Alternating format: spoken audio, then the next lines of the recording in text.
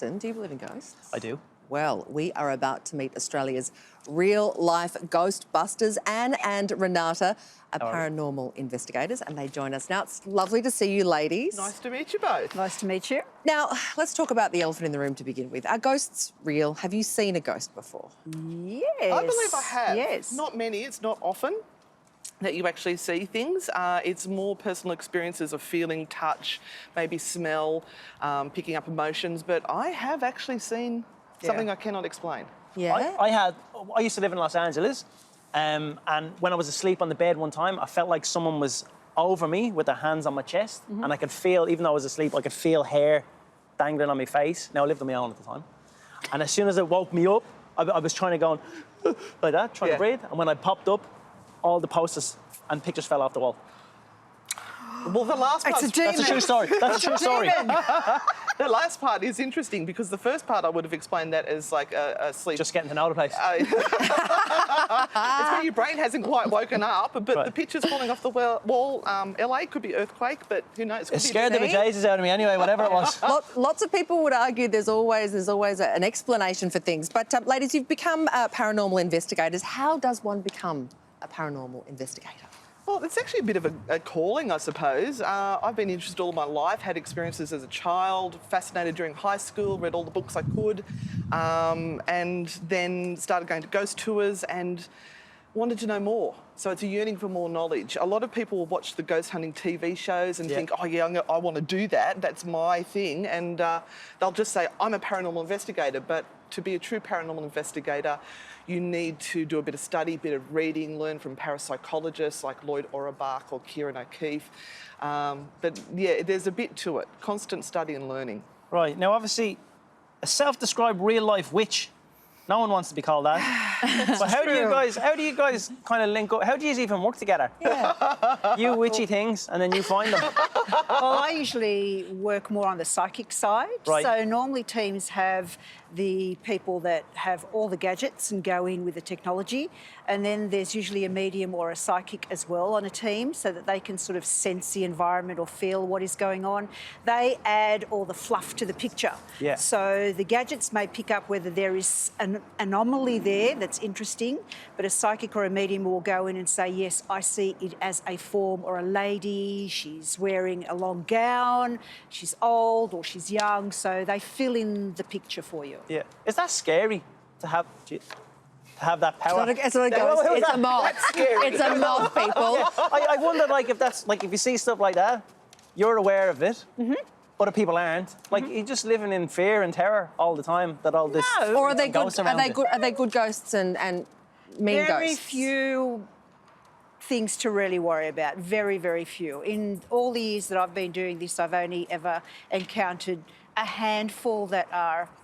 Yeah, you've got to spend a little bit of time having a bit of a chat with them and settling them down. What was your scariest experience? Well, just this weekend I got shoved to the side by something that came straight through. Yeah, no, I was nowhere near. What are you pushing that for? So I think it's when you have a physical experience with them where they push you or they pull you down or they're really tugging on your hair. That can be something that can frighten people. Yeah. Now, what I love, I come from Bray, Wicklow, County Wicklow, and you guys visited Loftus House. Yes. Do you want to tell Sarah the story? I love this. Yes. I love this story. Yeah, tell us the story. This is where the devil came to visit at Loftus Hall and played a game of cards. And as they were dealing the cards, a card fell to the ground and they bent over to pick it up. Yep. And they saw the devil's hooves underneath the table. And supposedly he impregnated the daughter. Yep, true story. Yep, and the I baby... think there was a lot of alcohol in that story. This is the thing. This is the thing. So. She was pregnant when I got here, he said. Because I have to play the straight one, who is the journalist. What do you say to people who are non-believers and say, look, it's something we make up in our heads. It's stories we tell ourselves. Yeah. What do you say to those people? It's not up to us to try and convince anyone. No. Everyone has to have their own personal experience. They really do. And even if they have an experience, they may still not believe. There will be a lot of people people that will try and talk themselves out of that experience to make themselves feel more comfortable, because we are living in a real world and all of this is otherworldly. So to give people that opportunity to think, well, there might be something more going on beyond what we sort of are grounded in here, it's really scary for people. Yeah. And obviously a lot of people do believe, because Yes. you're being contacted to investigate these. Yeah, weekly. Weekly. Yeah, multiple times a week. And what sort of questions are they coming to you with? Demons in their house. Yeah. Hollywood has a lot to answer to, as far as I'm concerned, because sadly demons make good TV. Yeah. But the reality is, it's an angry, confused, frustrated individual who was a human once and has now passed over and doesn't know how to express themselves. So that's a lot to do with your bias and the way you've been brought up and what you put into your brain.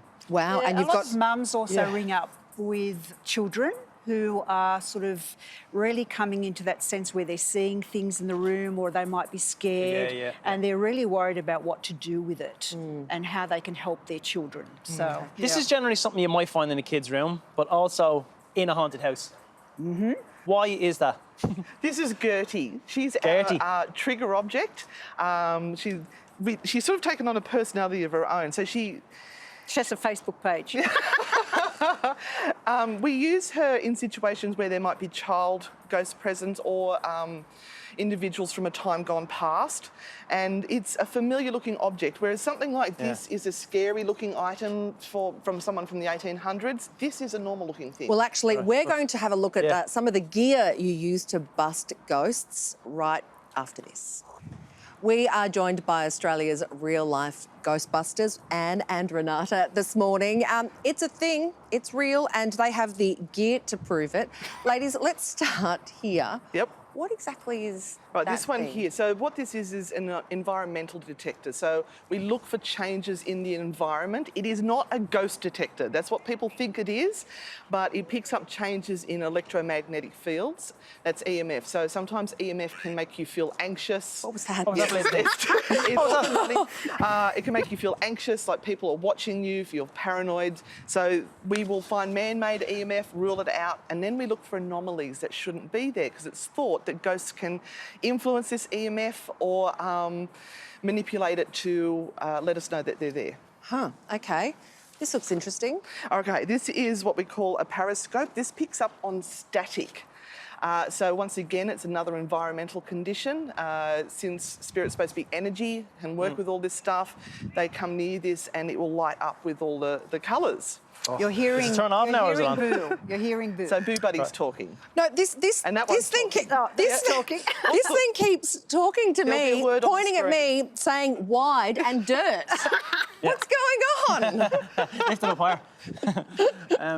Maybe it's telling you Do you have? ground yourself. So what are you like? Are you catching? Are you guys catching ghosts? Like, what's the crack? Ghostbusters, catch ghosts. No. That's not what you're doing. No, I don't want to catch them. I don't want to take them home. I'm quite happy to leave them where we are so we can run ghost tours. So we're just trying to understand them more. Is that what we're trying to do? We are trying to Yes. understand how it works. Yeah. No one knows how this stuff works. We're Right. all just having the opportunity nowadays, which is really great, to go out there with this sort of technology and go, is there anything Okay, scientific to this that we can sort of, look at and go, yeah, there's something going on there. We're searching for answers. Now, you said this moved Yes. somewhere. Yes. Is your reaction just like, all right, hello, or what happens then? Because if that moved, we would say, I'll be can you gone. do that again? Yeah, right on. Thank you. Can you do it again? Because a lot of people are afraid of this, and clowns and stuff. Yeah. Yeah. So she's a doll and she's actually got sensors built into her. So it's so, as I said, the spirits from a time go past can come near her. So if I come near her, her eyes will flash bright red. So you probably can't see that there, but I don't want it. Nothing scary about that. Can we get a title? Let's do it again. So she's a proximity sensor. Right. And also has one of these built into her as well for electromagnetic fields. So how do we know it's not just that then? We don't just until these- it's tested. Right on. So we would go and do some testing. If anything was happening, we would see if there were any man-made fields or yeah. anything man-made that would be affecting that. A lot of people carry mobile phones on them all the time, Yep. and mobile phones turn a lot of these gadgets on, and so we get false readings all the time. She's pressed a button. Can I ask, what is this exactly? That's a warning. Okay, that's an ovilus, and that was invented by Bill Chappell. He originally made it as a joke, and he had a random word generator, and he gave it to a ghost hunting friend, said, "Here, go find the ghost with that," and pretty good. it started to say names he hadn't put in there. And words. So he realised he'd stumbled across something, and it reads environmental conditions like electromagnetic fields, humidity, temperature, all things ghosts are supposed to be able to manipulate, and then Bruce Willis, uses a I'm a ghost. mathematical equation, comes up with a number attached to a word, and speaks the word. Right. You'd It think says there'd be easier entire ways. beats D. Does that mean anything to you? I think you might have hit the button that gives you the last couple of words. All right. And what about this fancy-looking thing? Whoa. Oh, there you Whoa. go. There's a ghost in you. So that is a REM pod, and that is a proximity sensor. So bring your hand close to the silver pole there, and it alarms. So we'd put this down a hallway where ghosts have been reported, and if something passes through that field, it's like walking through water, it leaves that ripple behind you. It will alarm to say something's nearby. I love as well that people can get involved and they can head along to your Yeah. ghost school, ghost Yeah. hunting school. What do you learn there? Well, we're actually starting a course tomorrow night on the Australian School of Ghost Hunting, which is an introduction to paranormal investigation, and we'll be teaching people about the ethics of being a ghost hunter, how bias can influence you, and also about these gadgets. all these gadgets, what they do, different types of spirits you might encounter, and how to deal with it, how to help people. Brilliant. Anne and Renata, Nice. thank you so much for joining us. you. Where can Thank you people so check much. out your Facebook and Instagram You can pages? find us on Anne and Renata on Facebook and also Instagram and TikTok. We're embracing TikTok. Well, there Okay, you innit? go. Ladies, thank you very much. Stay You're safe. embracing